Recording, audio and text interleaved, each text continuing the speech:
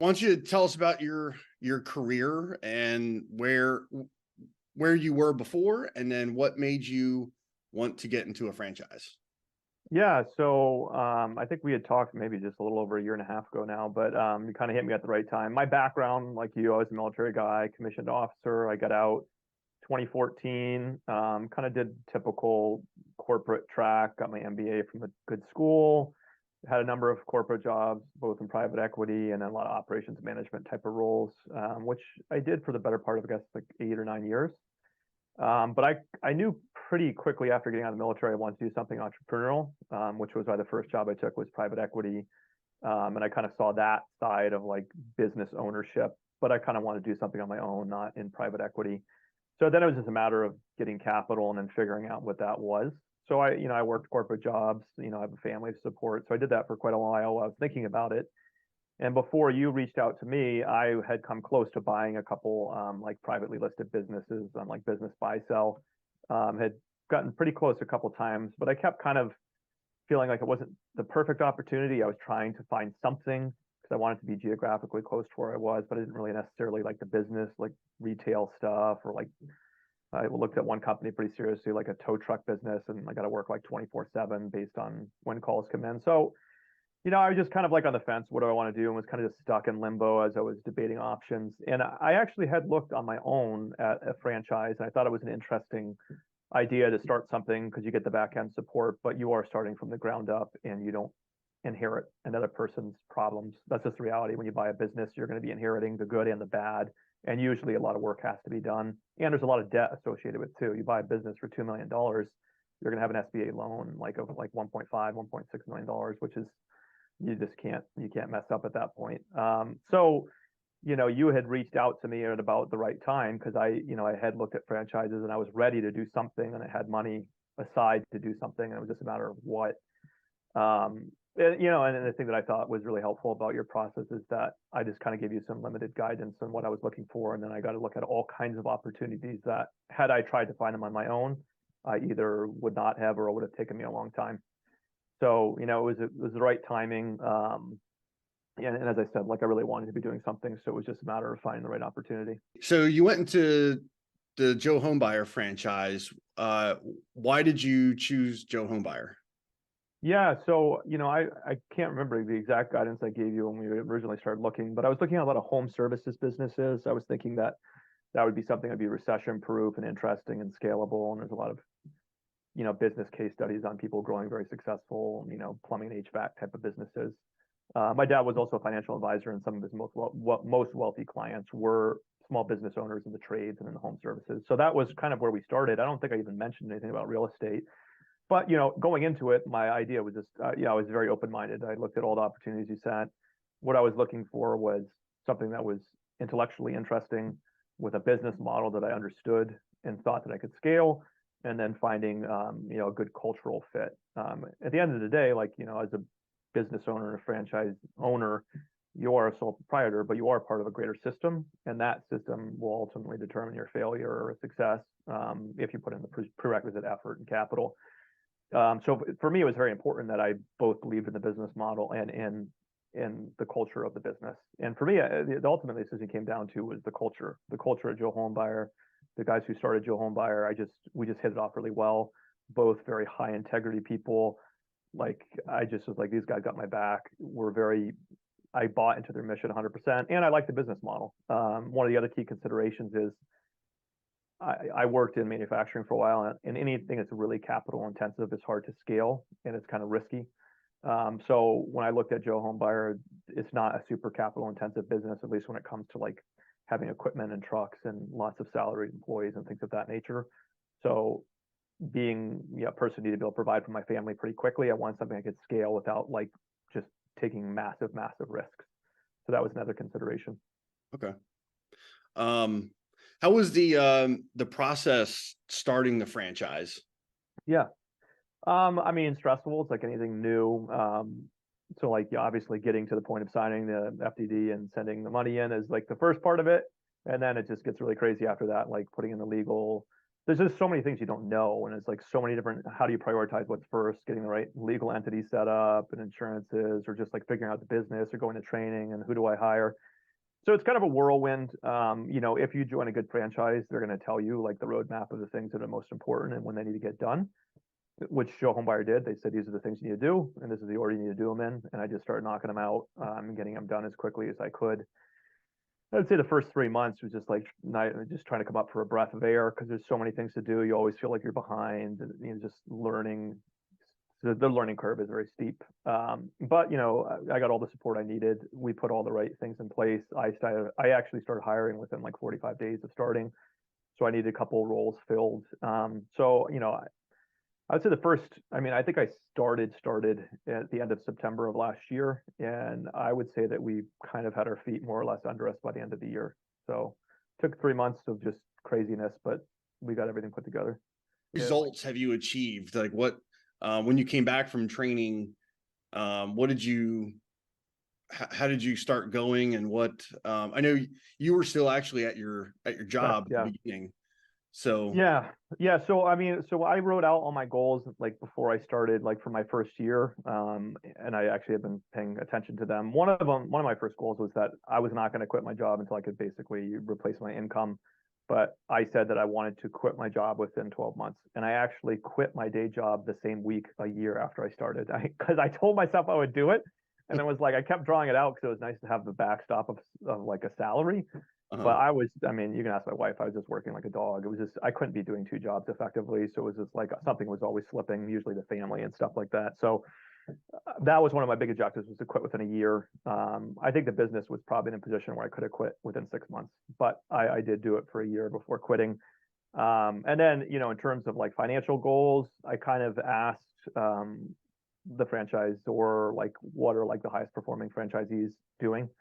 And they kind of gave me the goals. So I'm like, okay, I want to be like 80% of that my first year. And like, no one's ever done that. And I think we're a top 10 franchise now in terms of performance. So I got to go out to the top performers. Like we had a huge event on Lake Powell for the top 10 franchisees, and we were one of them. So it's awesome.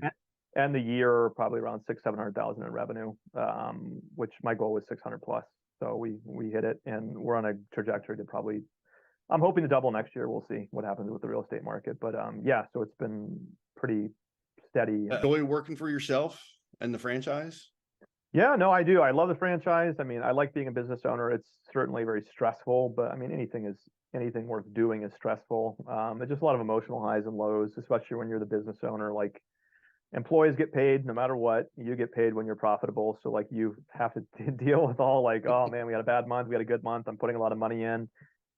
But it's rewarding. It's one of those things that like I would say any startup, like the first couple of years is going to be turbulent, and then you'll eventually look back and you'll hit this steady state where you're like, oh, everything's great. We have all these systems and processes and people, but when you started, it's just you, and then you got to build out from there. So the first year until you have all the pieces in place is challenging. Getting the right employees, getting them to buy into your vision, because when you're starting from nothing, it's like, okay, come work for me. Like, you're my first employee and we have no revenue. Let's go. And it's like, that's only a certain type will sign on for that. But then once you start showing that you can get results, then you attract more talent. So cool. Would you recommend working with a consultant when you're looking for a franchise? Yeah, there's no downsides that I can tell. Essentially a consultant, I'm not paying you directly. You get paid by the franchisor, but you have access to a lot more opportunities than I'd be able to find on my own. Having looked at franchises, like I was looking on Business Buy Sell, and people do advertise franchises on there, but I don't have any way of vetting them or knowing which ones are good or comparing it to the other ones that are in similar type of industries. So, working with a franchise consultant just simplifies the process, right? I tell you what I want and you put them in front of me. And then if I say no to that one, you don't really care. You just give me another opportunity until I find something that works. So yeah. Would you encourage others to get into a franchise? 100%. Like if you want to do something entrepreneurial, it is just a proven way to be able to build wealth. And it's one of those things that you just look at the statistics. So many startups fail. A franchise, is a good way to de-risk, right? Because you're buying into a system.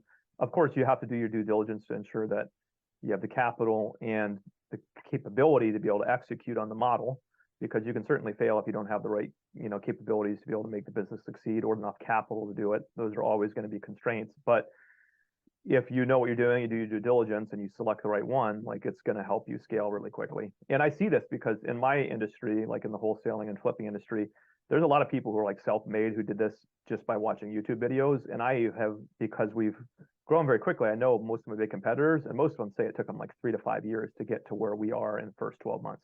And I attribute that to like, I basically paid for a knowledge base that others developed over 10 years that allowed me to very quickly become like an industry leader in my market because we had all the playbooks. So that's what you're getting from a franchise. You get back-end support.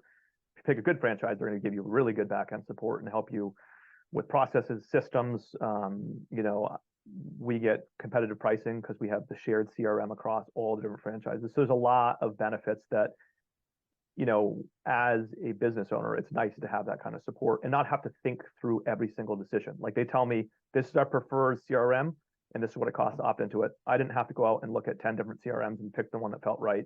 I picked the one that they vetted and that was most competitively priced. So, you know, as your business owner, like you spend a lot of time making decisions, and as simplified as that kind of stuff becomes for you, the more you can focus on the essentials of the business. It's right, because you get to leverage everyone else's experience, right? So the guys who started the business have tons of experience, and then I have all these other franchisees. The other thing I like about Joe Homebuyer is that they have all these different like working groups based on how far along you are in the business. So the more you perform, the higher the caliber of people that you're in your working group. So now I'm like in the like top performing group, and then like just the learnings you get from talking to other people who've been doing it for longer, who are just killers.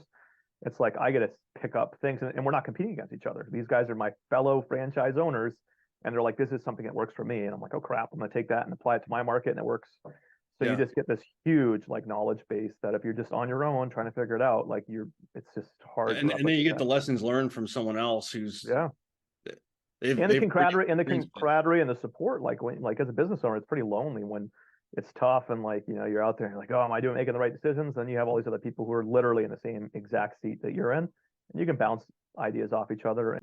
Is there anything else that you would want to, I don't know, tell a veteran that's looking into a business or a franchise? Yeah, I mean, the one thing that, I mean, I tell the owner of Joe Homebuyer, I tell this all the time, like I ultimately made my decision because of him. And it was like, that's what it came down to, is like who I'm going to be working with. And I think any of us who are in the military know that like, usually the measure of a unit is like the people leading it, the NCOs, the officers, the culture. And those are the kind of things that ultimately, like, you could have the most limited equipment, but still be a high performing unit if you have the right type of leadership and the right type of culture. And I approach a franchise the same way. Like I want to be like, these are my people, this is my team, and I want to really believe in everything they're doing, like fully bought in. Because like, then you know that like you guys are all completely aligned and everyone's working in the same direction. So that was a huge criteria for me. So I tell any veteran like who's thinking about buying a franchise is that make sure that you like the business model, but really make sure that you trust the people who are the franchisor. You trust them, you believe in their culture. And I would spend a lot of time talking before you making decisions, talking to other franchisees to see what they say about it, because like that's really important. And I make myself available to anyone who's considering a Joe Homebuyer. I'll tell them exactly the goods and bads about my business and what I think about the franchisor. Because I think it's really important that you understand, you know, what you're opting into.